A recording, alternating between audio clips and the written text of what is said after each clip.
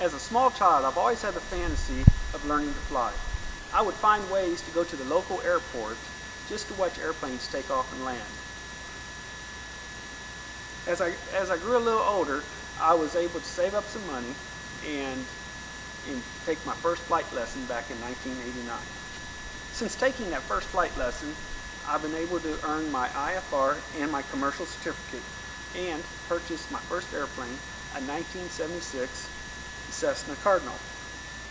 One of the first things you will learn while taking a flight lesson is how to do a pre-flight inspection, how to taxi, and how to take off in the aircraft. The pre-flight inspection is one of the most important things you'll do before you even get into the airplane. The best way to do a pre-flight is to follow the checklist that is published in the pilot's operational handbook. While conducting this pre-flight inspection, what you will want to do is look at the general condition of the aircraft.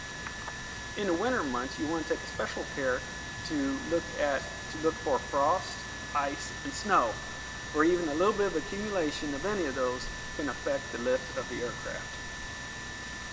Now that you know generally what to look for while doing a pre-flight inspection, the next thing we'll do is taxi. Before we taxi at a controlled airport, we must request permission from ground control to taxi to the active runway. But before we request permission from ground control, we must listen to ASOS. ASOS basically tells us the wind conditions, the wind speed,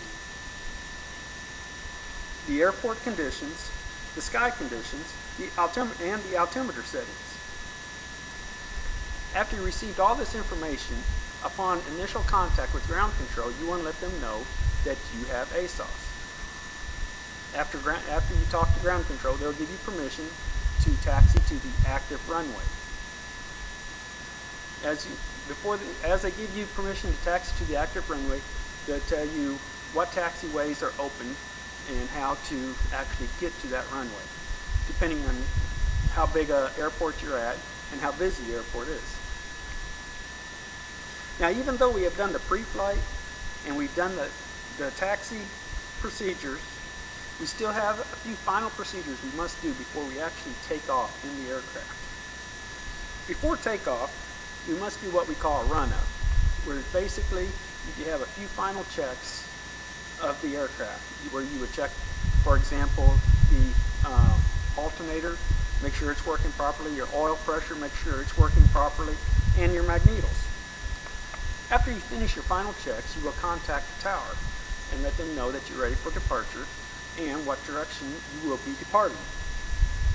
After tower gives you permission to take off, you will taxi onto the runway, give your aircraft full throttle, do some final checks on your instruments as the engine is picking up speed.